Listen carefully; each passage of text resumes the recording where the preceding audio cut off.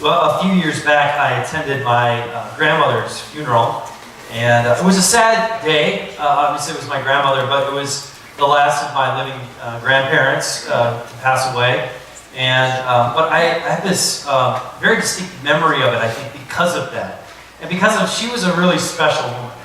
After years of slowly declining, in health, she did pass away in September of 2014, and it carried this sort of somber mood for me and everybody who was there, but it was also a great time because I was able to reconnect with some of my extended family that I don't see that often, and we were able to reminisce about our lives growing up with, for some of them, their mother, their sister, but also my grandmother. And on one particular evening, all of us, we were sitting around, we're looking at pictures of my grandma's life, we're telling stories, and from the time that she was a baby to the final days of her life. There were pictures of her when she played basketball at Havana High School, which I didn't even know she did. And I was so disappointed. I was like, man, I would have taken her on one-on-one when I was younger, you know?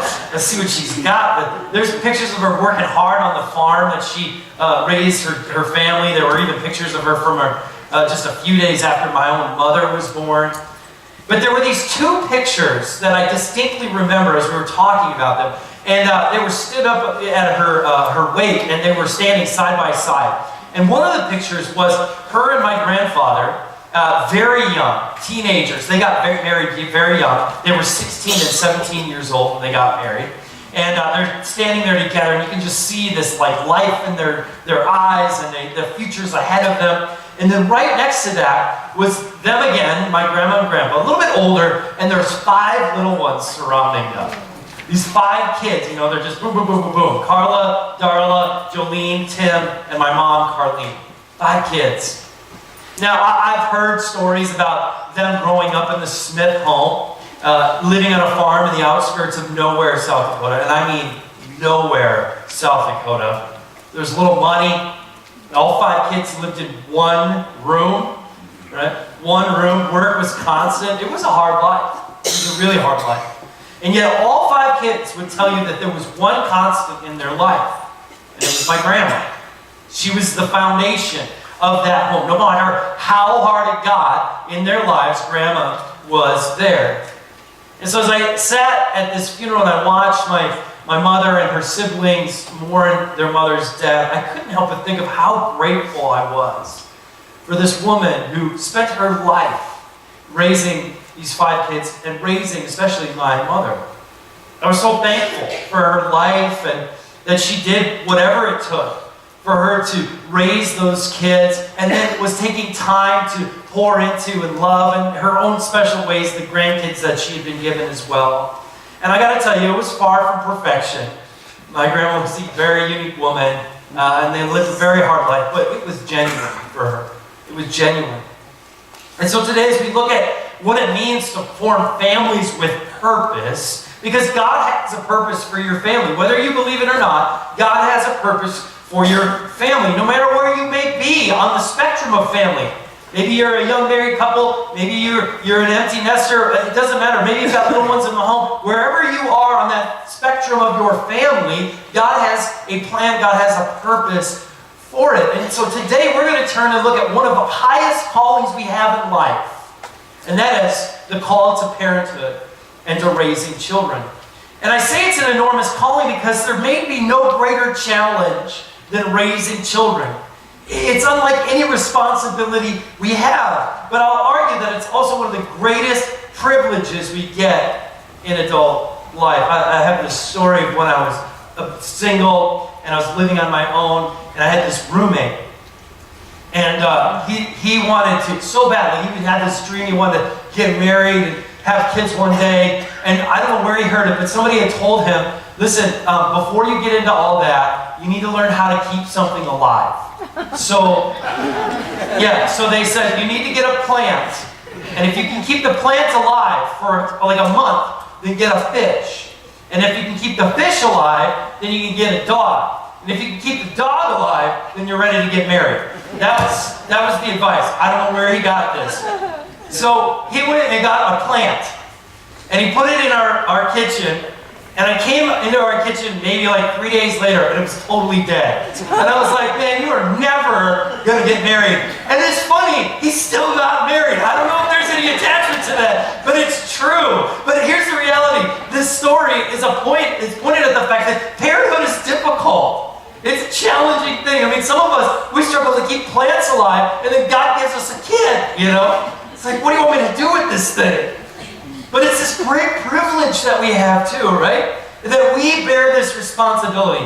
Whether we're aunts or uncles or sisters, brothers, parents, grandparents, we bear this responsibility to the next generation. To teach and to guide and to shape the children in your life. Now, in our culture today, the concept of raising children greatly revolves around the idea of raising good kids. We want to raise good kids. And listen, I prefer good kids over bad kids. I do. I prefer that my kids be good than bad. But I'm going to make the claim today that if we're only setting the bar at we want to raise good kids, then we're missing the mark. We're missing the mark. Because there is a greater opportunity for us as parents, aunts, uncles, and grandparents than just raising good kids. Instead, I believe what God wants is He wants to institute something even greater than that. Right? He wants us to have something even greater than that in mind when we look at the children in our lives. Because here's the truth I want you to remember today. Families with a plan purposely raise Jesus followers. Families with a plan purposefully raise Jesus followers. We're not set on just raising good kids. We want to raise Jesus followers. So today, I'm going to lay out 5 things that I've learned over the course of my life by studying this book, by just putting things into practice. Mentors in my life have spoken into me. 5 things that I think if we figured this out as parents, grandparents, coaches, mentors, whatever it is, that we would go beyond raising good kids to raising Jesus followers. Okay? That's the goal. And here's the first one. If we want to raise Jesus followers, we have to start seeing them as a gift. We've got to see them as a gift. I remember when I discovered that Kristen was pregnant with Landon, I told some folks that we were close to, and it was only a month after we were married, so we were just reeling in all of this information, and I started to get really frustrated with some of the people in my life, Christians, mind you, because they were incredibly negative about the whole thing. Have you had that experience? I mean, I met with a men's group that basically spent a half hour telling me about all the horrors of having and raising children.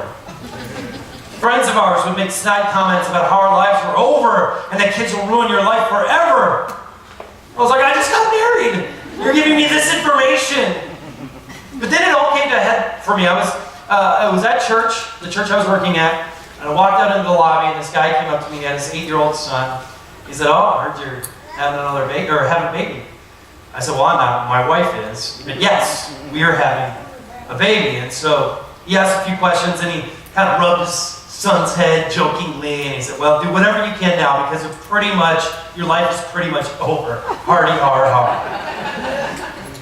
And I could see the look on this kid's face. He kind of looked at his dad like, "What the heck, man? Like, that's what you think of me? Like, that's what this is? Like, your life is over because of me?" And I walked away from that conversation thinking, okay, God, I don't know anything about raising kids, but that can't possibly be what you want us to be thinking when we see our children. That can't possibly be it. I mean, yeah, children can be difficult. They could be a nuisance. They constantly need correction and guidance. But to see them as just this thing, this person that ruins our lives, I mean, we got to have a different view than that. And we cannot perpetuate that view either, especially the young parents. We cannot perpetuate that view. Psalm 127, verse 3 is very clear about what God thinks of children. It says, "Children are a gift from the Lord. They are a reward from Him." They're a reward. Now, I get it. When they have tested your patience and they have frustrated every fiber in your body, you're looking at them, you don't see a gift. Okay? I understand that feeling, right? My kids are tweens and teens now, and there are moments when they are the furthest thing from my mind is, "You are such a gift for me. You're such a reward." I get that. It's difficult, but we got to come back to this. Even after those moments where we're frustrated, we're at our wits' end, we have to come back to this. They're a gift. They're a reward. God gave them to you and me as a gift. All the kids in this church, friends, they are a gift to us. And we have to see them as that. They are a gift. And hey, listen, here's why it's important. Because how you view them is incredibly important to how you're going to raise them. If you constantly see kids and the kids in your life, or your children, as a nuisance, as an annoyance, as just a pain, then guess how you're going to raise them? But if we begin to see them as a gift, as a reward, we raise them very differently. We raise them to become not just good kids, but Jesus followers.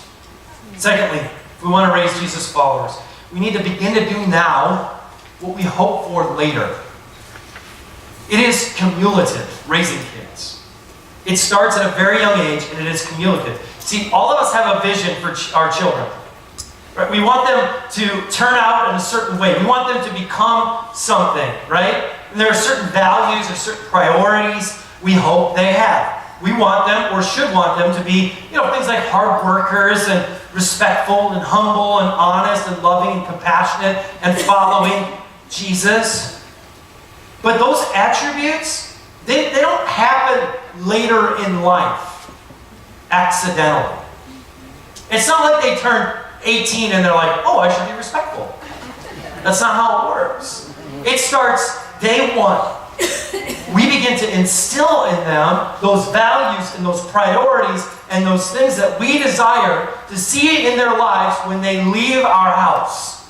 It starts at day one, right? When our kids were little, I remember we were very intentional about teaching them the importance of forgiveness. And so, they would hit each other and do whatever. And then we would sit them down and we'd say, okay, you need to forgive each other. You need to ask for forgiveness. You need to forgive him. Here's why. And we would try to instill that in their lives. Why? Because that's a value we want them to carry on when they leave our house. But it started when they were 1 and 2, not when they're 16. So we got to do now what we hope for later in their life. To be instilling those ideas and those values and those priorities in life. We can't leave it to chance. You can't just hope that one day, they're going to figure it out on their own. But we need to be purposefully cultivating the values and priorities we have for our kids. And listen, there's no guarantee. Your kids are going to mess up and you're like, have I taught you nothing in life? I've got a teenager now and I'm like, I'm pretty sure you have forgotten everything that I've ever taught you sometimes. But you know what? Like, there's a foundation there for them. So if you have a toddler, or you have an elementary age kid, or you have a teenager, or you got adult children, whatever it might be, what could you be doing now that will contribute to the person God is calling them later? Because once you've answered that question, then you can begin to do what is necessary to make it happen. You can do now what you hope for later. And as our kids have entered the teenage years, Kristen and I are starting to ask that question again. Okay, we did all that stuff then. Now they're growing up. What do we need to do now in their life that when they get to college and beyond, that will stick with them, that they'll become what we hope to see in their lives? Do now what you hope for later. Thirdly, if we want to raise followers of Jesus, we never stop teaching. There is always an opportunity to teach. Always.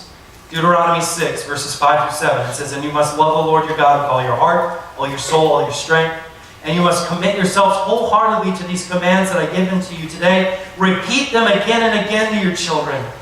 Talk about them when you're at home and when you're on the road, when you're going to bed, when you're getting up.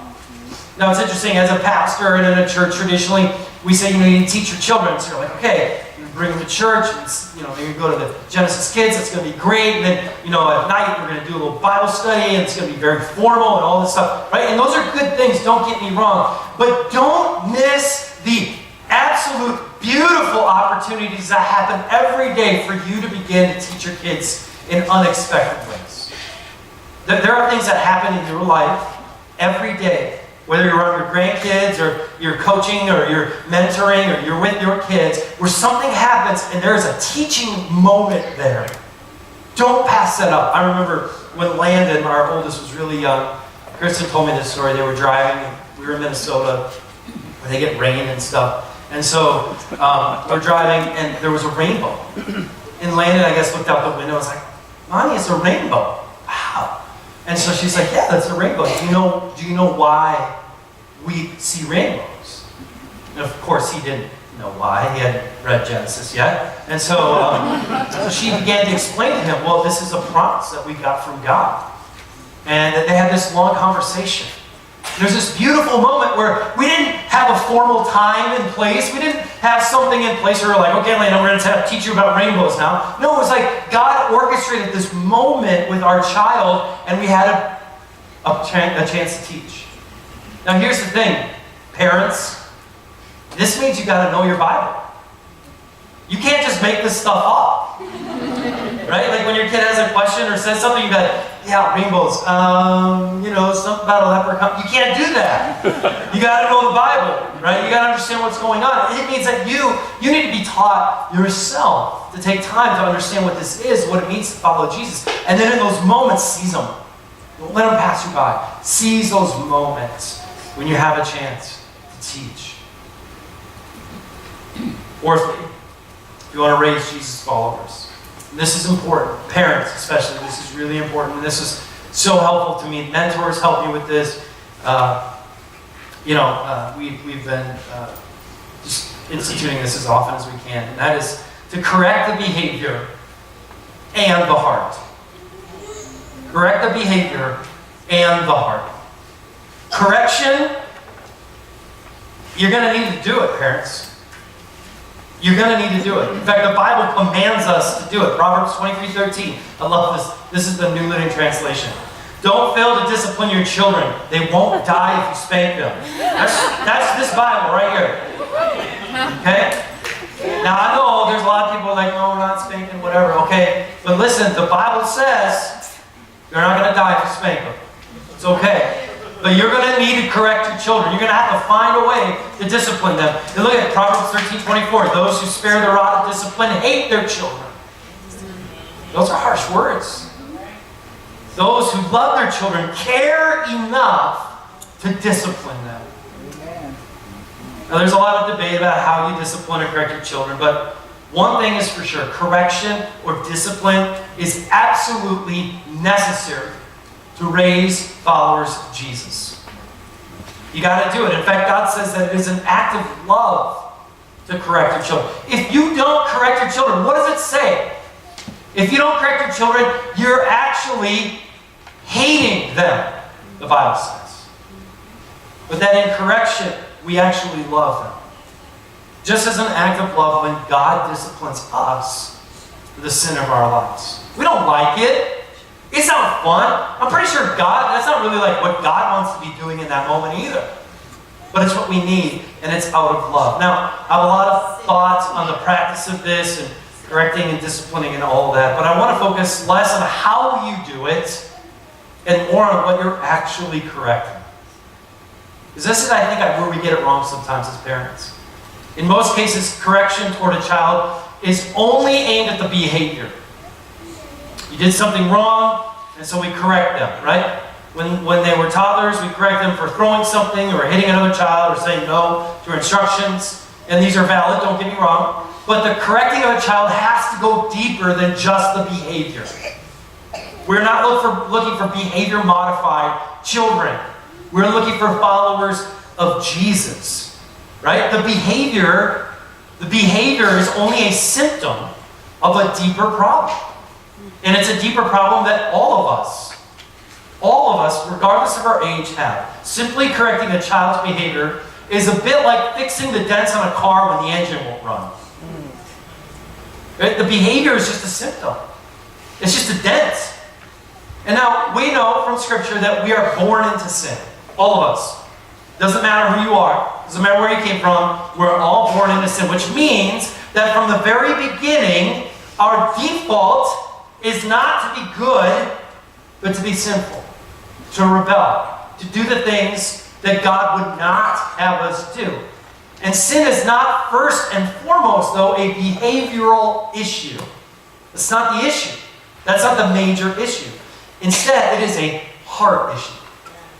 It's a heart issue. Not just for you, but for your children too. It's a heart issue. A toddler who throws a tantrum because he can't have the toy is doing it because he or she is selfish. Internally, they are selfish. The elementary student lies to his parents because of a far bigger issue than the actual act of lying. The teenager rebels because of a much bigger issue than their behaviors may tell you. It's important to remember that your children, just like you, are sinners.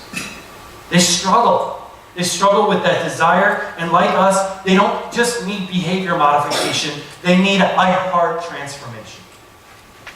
So when kids are really young, this doesn't sink in right away. Right? Like when they're really young, it's tough to sit down your 15-month-old and explain to them why they're sinners and they need correcting their hearts, in their life. Like that's not a great, time to do that. But at an early age, you're really establishing that authority with your child and legitimately keeping them from their killing themselves. Like that's your primary job. Keep them alive, like my friend in the plant. Keep them alive, right? But even as a toddler is corrected, the parents, we got to have their hearts in mind. It can't just be the behavior. Purposeful parents are after changed hearts. They're after changed hearts. After all, that's what Jesus is after in our own lives. The Bible makes it very clear that our behaviors are a symptom of the condition of our heart. That it's a heart issue. So as parents and as grandparents, coaches, mentors, we must seek to correct not just the behavior, but the child's heart as well. Here's an example. All right? Say your 8-year-old daughter lies to you. In our home, that is a huge offense.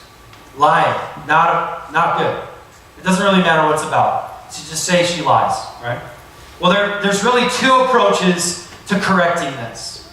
The first approach would be to sit little 8-year-old daughter down and tell her, you must never lie again, and then give her a punishment. I'm guessing 90% of the time that's how we do it. Don't ever lie again, it's bad. And now you can't have your iPad, okay? There's one way to do it. Another approach would be seeing her lying as a deeper issue. That the lie wasn't actually the issue. That it still requires some sort of correction to the behavior that she did. But it has to be paired with this reason why. Why is lying so bad?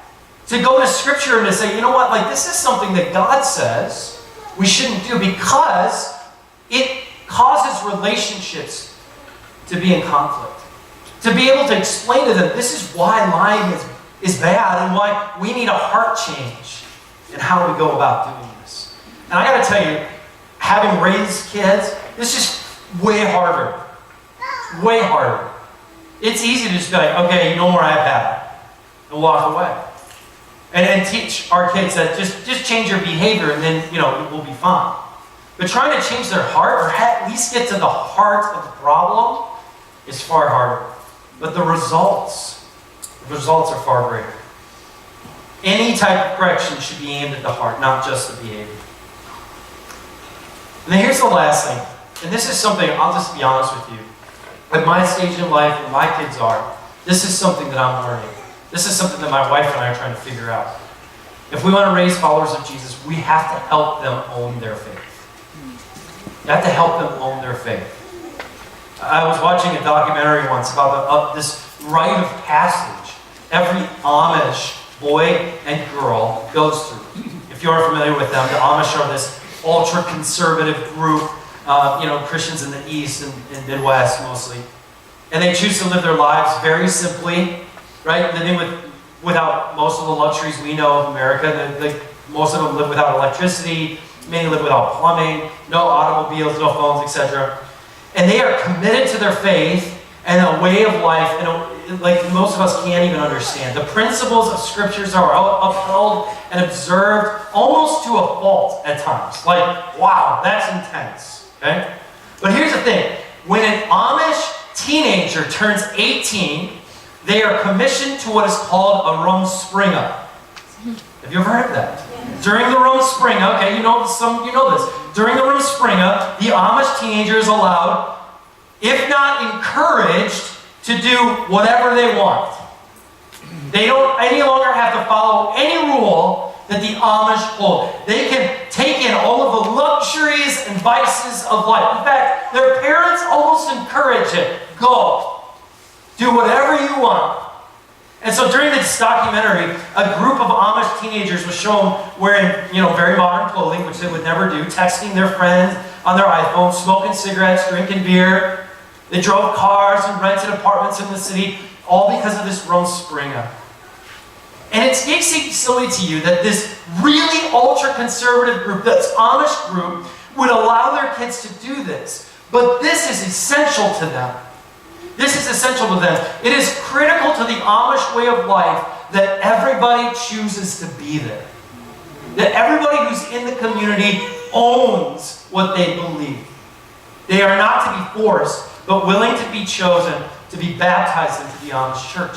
So the Rumspringa serves as an opportunity for an Amish teenager to choose, to discover, to find out, to choose the Amish way of life, or to choose an opposing way of life. Time out. I am not recommending this. Okay?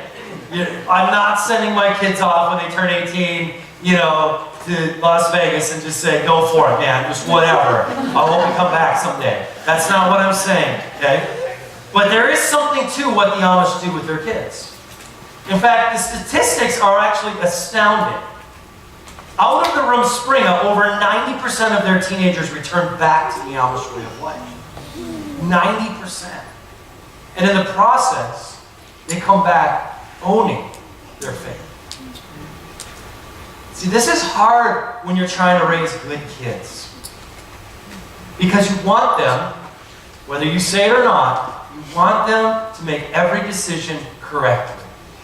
You want them to be as perfect as possible. But I'm afraid that as parents, we are perpetually afraid of our children having doubts, raising questions, being exposed to other ways of thinking, when in fact, it's in the doubts and the questions and exposing that our kids, especially teenagers, begin the process of making their faith their own. You cannot do it without that process. It will always be someone else's faith that was given to you.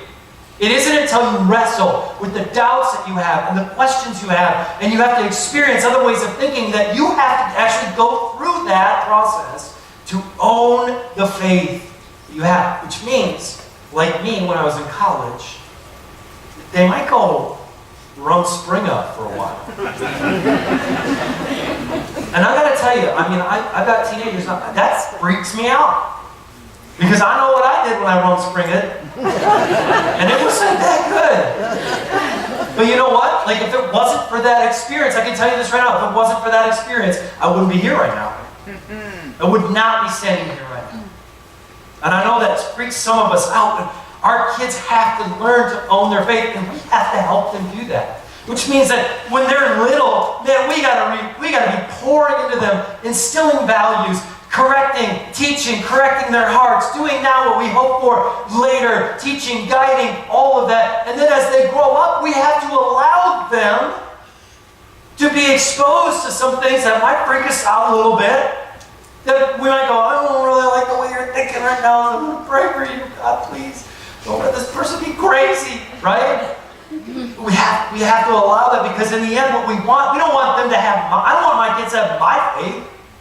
I want them to have their faith. I want them to follow Jesus. I don't want them to follow me. I want them to follow Jesus. And sometimes that road is a little crooked. It's not as straight as we might think it would be.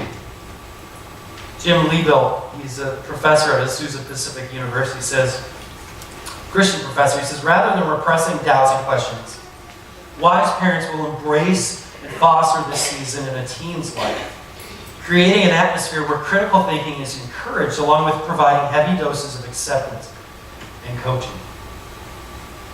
So let them ask the hard questions. It's okay. Let them wrestle, let them doubt, let them think critically about what they're choosing to believe. It's okay.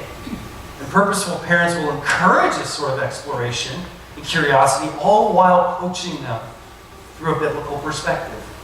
But parents, you gotta know this. You can't do it without this. if you don't know this, it's, it's up for grabs where things end up. In the end, families with a plan purposefully raise Jesus' followers. That's the mission. That's the calling that Jesus places on our life. When our kids were really little, and that person said they said to Kristen, my wife, and they said, you know what, your job right now is to raise salt and light, and that is true. If you've got little kids right now, you're overextended. You can't go on a mission trip. You can't do all those things that maybe you want to someday. But you have got these two little ones. Your job is to raise salt and light, to raise followers of Jesus. There is no higher calling than that. And even Jesus said, let the children come to me. Don't stop them, for the kingdom of heaven belongs to those who are like these children. And if that's not a God who loves kids, who sees them as a gift, who wants them to learn and to know who He is, I don't know. And so parents, you're not just raising good kids. Your job is to raise Jesus followers. And it is hard. It is a path that is not often taken, but it is well worth the effort. Well worth the effort. Let's pray.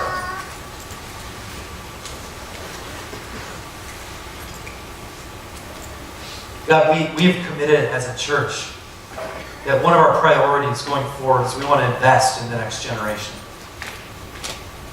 And it includes all of us.